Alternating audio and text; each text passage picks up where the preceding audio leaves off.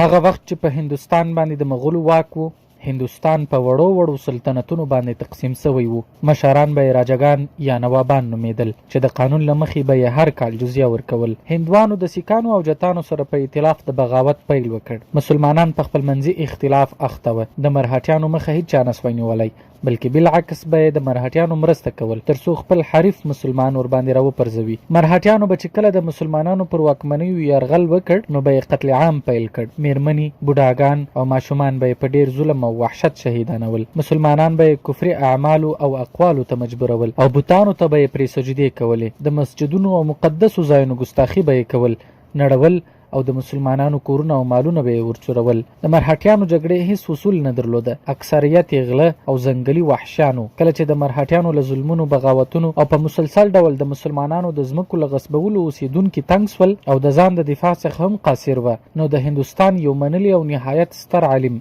حضرت شاه ولی الله محدث دهلوي په افغانستان کې احمدشاه بابا ته د معتصمه خطونه ولیږل چې پکښې په هندوستان کې د مسلمانانو حال لیکلی و. دهلوي رحمه الله په خط کې لیکلی و چې مرهټیانو د مسلمانانو پر سټ تبر یې دی او اخته دي له مسلمانانو سیمې نیسي. لشکر یې د لاهور، ملتان او پېښور پورې رسیږي. همداراز د مسلمانانو د غلامۍ د ژوند خاطرات او د قرآن او سنت وجایب او فرایض او اجرونه یې هم ورپه یاد کړل. نو همغه و چې ابدالي خپل فوز ته د تیارسۍ امر ورکړ. یو ستر لشکر د هندوستان د مستضعفو مسلمانانو د دفاع، د خپلو مظلومو خویندو، میندو او ورونو د ځان او عزت د ژغورلو او د مسلمانانو د غصب سوو ځمکو د بیرته اخیستلو او د یوې باغي، یاغي او ظالمې ډلې د ځپلو په جهادي انګیزه سمبال په خورا لوړ مورال سفر را پیل کړ.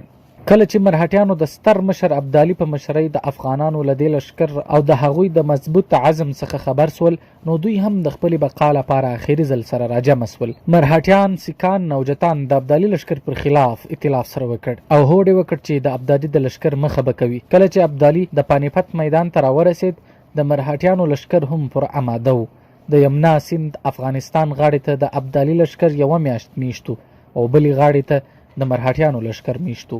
دا جګړه درېیمه جګړه وه چې ابدالي د خپلو مستضعفو مسلمانانو څخه د دفاع او د یوه ظالم قوت د ځپلو په هدف ترسره کړه. دا جګړه د ابدالي او مرهټو ترمنځ د 1961 میلادي کال د جنوري د میاشتې په 14 نیټه په پانیپت کې وسوه.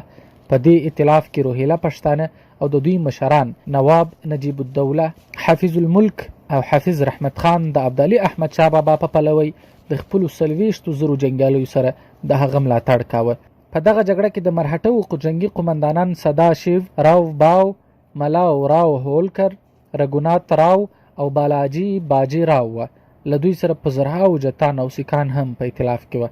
په داسې حال کې چې د مرهټانو د توپچي قوې مشر یو تن بې ضمیره د خپلو زرهاو تنو ملګرو سره یو ځای ابراهیم کول. دواړه طرفونه د افرادو او اسلحو په برخه کې تقریبا برابر وه. د تکبیر په ستره بدرګه جنگ پیل سو. تن په تن جګړه وه. د ابدالي د لشکر استشهادي مجاهدینو په خورا میړانه انغماسي بریدونه ترسره کړل. د مرهټیانو صفونه یې سره سري کړل او د لشکر له زړه پورې ووتل. مرهټیانو 300 مست فیلان د جګړې میدان ته راوستلي وه، خو مسلمانو غشي ویشتونکو هغوی ګمراه کړل. سر یې واخیست او پر خپل فوز ورمارش سول. صفونه هندوان له پښو لاندې سول او ووژل سول. ځینې وبهېدلې، سرونه له تنو جلا کېدل. د تکبیر هیبتي چغو د دښمن روحیه وځپل. د افغاني لشکر په لاس د 500,000 مرهټیانو جسدونه د پانیپت پر میدان پراته وه. بالاخره له نهایت خونی او زبردست جګړې وروسته هندوانو ماته وخوړه. مجاهدینو ته د مرهټیانو ټوله توپخانه، 500 فیلان، 500 آسان او اسپي، 200 غوایان د غنیمت په توګه په لاس ورغلل. هندوانو داسې ماته وخوړل چې بیا پکښې د پورته کېدو توان نه و. کله چې د مسلمانانو برم او عزت اعاده سو، ځمکې د نهایتو صفاکو، غلو او مشرکینو له وجوده تصفیه سوې. ابدالي بیرته کندهار ته راستون سو. خو جګړه ختمه نه سوه. جګړه دا د تر ننه روانه ده. له موږ ممکن هیروي، خو هندوان خپل شکست او ذلت نه هیروي. نه تنها د پانیپت جګړې بلکې ټولې هغه جګړې چې دوی پکښې له ذلت سره مخ سوي، دوی دا ټولې جګړې او ذلتونه نه هیروي. دوی ته په میراث کې د خپلو ذلیلو سویو پلرونو څخه افغانانو ته نفرت او د انتقام جذبه پاته ده چې دوی آرام ته نه پرېږدي. هوکې دوی انتقام اخلي او موږ هم باید بیدار یو. باید ومنو چې هغوی پیل کړی دی. هندوانو خپل انتقام د تاریخ په تحریف پیل کړی. دغه یتیمان خپلو شرمونکو ماتو ته توجیهات کوي او خپلو غلو او وحشي صفته هندوانو ته د انتقام انګیزه ورکوي او رامستوي یې چې ګوا پر افغانانو د بریا چانس لري. همداراز تشفیقره، تنگ نفس او خپل په تاریخ نه خبره افغانانو ته پر یاد جهادي او فلاحي اعمالو د پښیمانۍ او ندامت احساس ورکوي او د مقاومت له جذبې یې اچوي او سل نور اهداف لري چې خو نړۍ نتایج ورسره تړلي دي. هندوانو د تاریخ د تحریف یو بل لړ په بصري برخه کې راپل کړی دی. د بالیووډ د دجالي انډسټري په توسط یې لومړی په پدماوت فلم کې د عظیم سپهسالار او اتل علاءالدین خلجي د شخصیت او کارنامو د تحریف لویدلې هڅه وکړه. بیا د کساری نومي مصنوعي فلم په توسط تاریخ تحریف وړاندې کړ او اوس د پانیپت په فلم کې د احمد شاه ابدالي رحمت الله علیه د سپیڅلي شخصیت او د نوموړي سپیڅلي مشر د تاریخ د تحریف هڅه کړې ده. ولو که دا فلم ملا تر اوسه نه دی کتلی، خو هندوان دغه جنگ ته د ستر فریب نه ورکوي.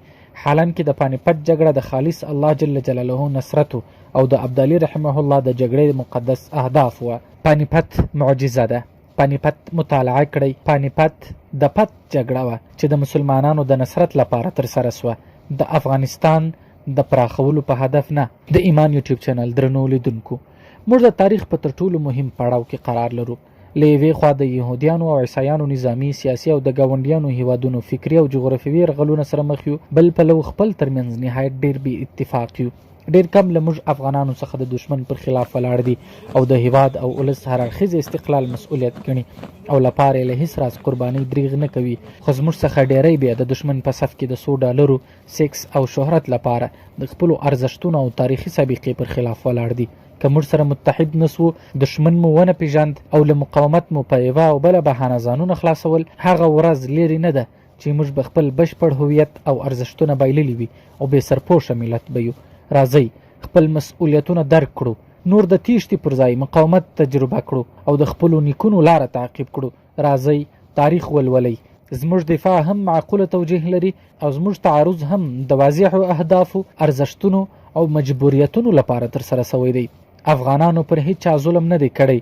افغانستان تل د نورو له ظلمونو لاندې راغلی او له ځانه څخه دفاع ته اړ سوی دی. د ایمان یوټیوب چینل درنو لیدونکو، خپل اتلولیو او اتلانو څخه دفاع وکړئ، لاسونه سره ورکړئ او دشمن مو وځپئ. فتح او نصرت په مقاومت او اتفاق کې دی.